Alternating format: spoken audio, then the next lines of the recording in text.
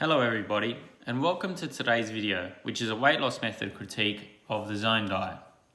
In a nutshell, the Zone diet is a weight loss method founded by Dr. Barry Sears, which has a very large focus on controlling the hormone insulin, with the overall aim of decreasing cellular inflammation levels in the body.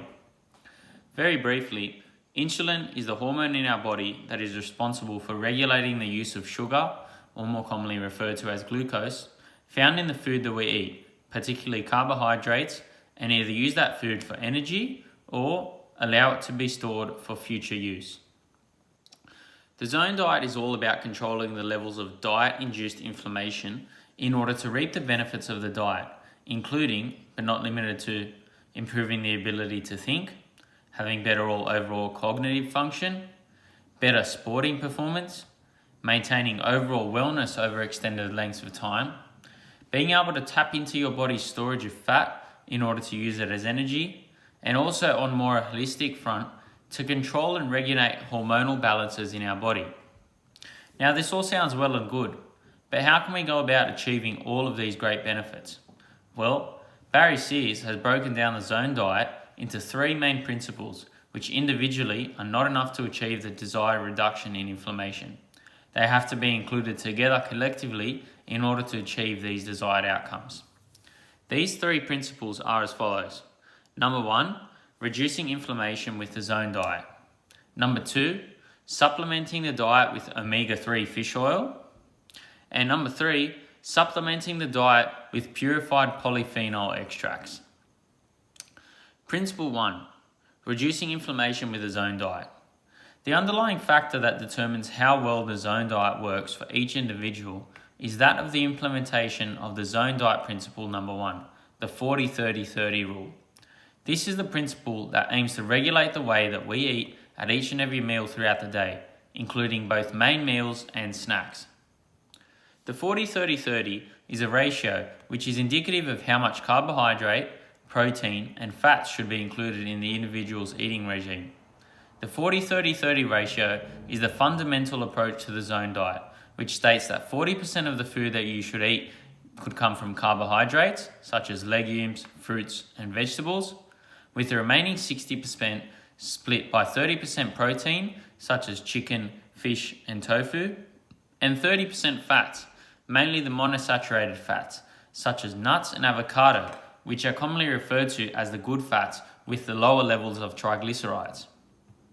The foods that are commonly avoided are those that are known to cause inflammation in the body, including starches and refined grains such as oats, omega-6 fats, and saturated fats. Principle number 2, supplementing with omega-3 fish oil.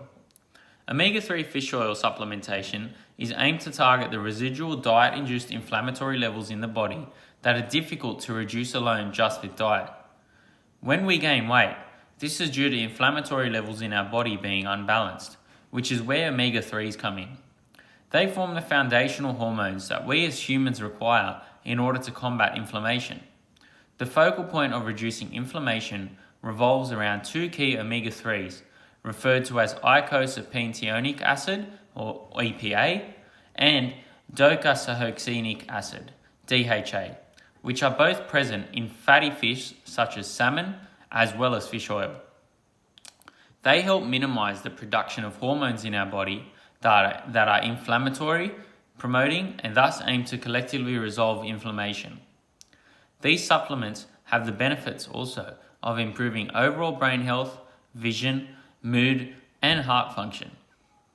Finally, to principle number 3, supplementing the diet with purified polyphenol extracts. Polyphenols are basically nutrients found in plants that aim to protect them against generating disease, as well as offering various health and function benefits.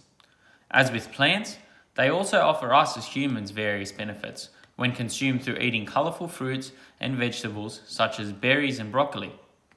As you would have guessed, they have a key role in combating inflammatory levels in the body and improve the body's ability to fight against harmful sicknesses and diseases on the basis that it improves gut health and the digestive function of our body. In addition to this, it also has the ability to aid in controlling blood sugar levels, improving our metabolic rate, and improving the body's ability to repair and restore damaged muscle tissue.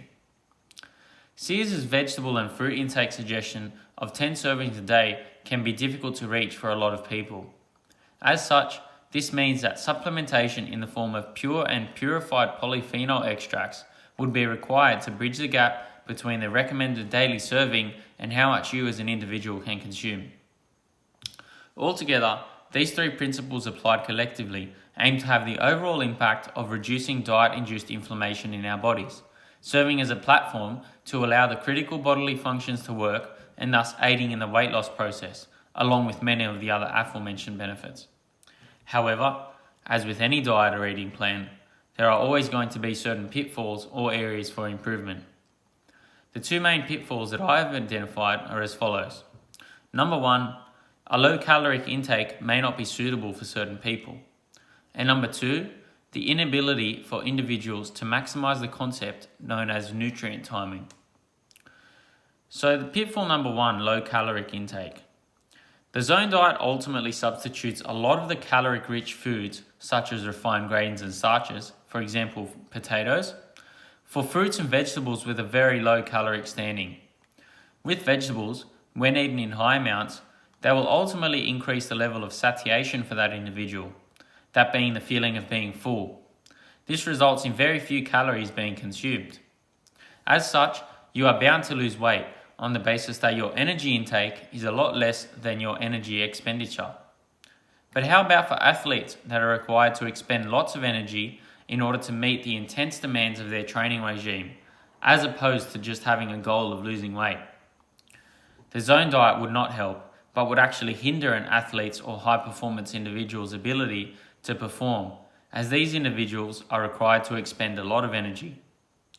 As a result, the weight loss likely to result from an implementation of the zone diet would mean that lean muscle mass, which provides the athlete with power, will be lost and thus result in a decline in overall performance.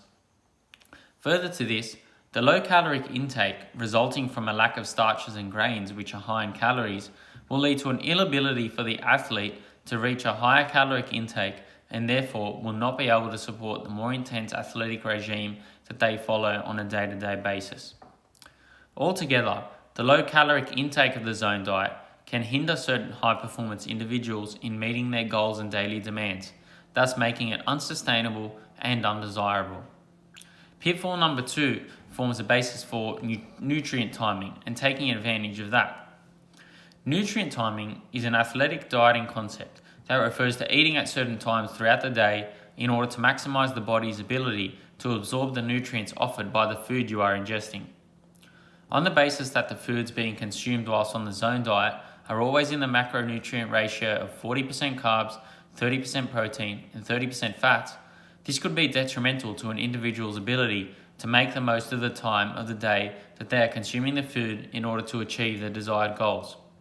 For example, for a period of around 30 to 60 minutes following exercise, the body is prone to an increase in the level of insulin sensitivity, meaning that the body can absorb the nutrients from certain highly dense foods such as the refined grains and starches limited by the zone diet, in order to replenish lost energy stores, aid in the body's ability to repair damaged muscle tissue, and ultimately recover a lot quicker after a training session. As such, the foods that are limited by the zone diet are those that have been found to be highly beneficial in that 30 to 60 minute post-exercise window where the body is basically like a sponge in that it has the ability to absorb all of the nutrients that the food has to offer, much better than in comparison to a period of the day where the individual is less active. As can be seen, the 40-30-30 zone diet principle disallows for the individual to alter the macronutrient ratio in order to make the most of the concept of nutrient timing to deliver enhanced performance results. Altogether, the zone diet has its pros and cons and can be implemented by certain individuals to make the most of the aforementioned benefits. However, certain individuals with goals other than pure weight loss may need to adjust the zone diet in order to meet their goals and demands. Thank you for watching.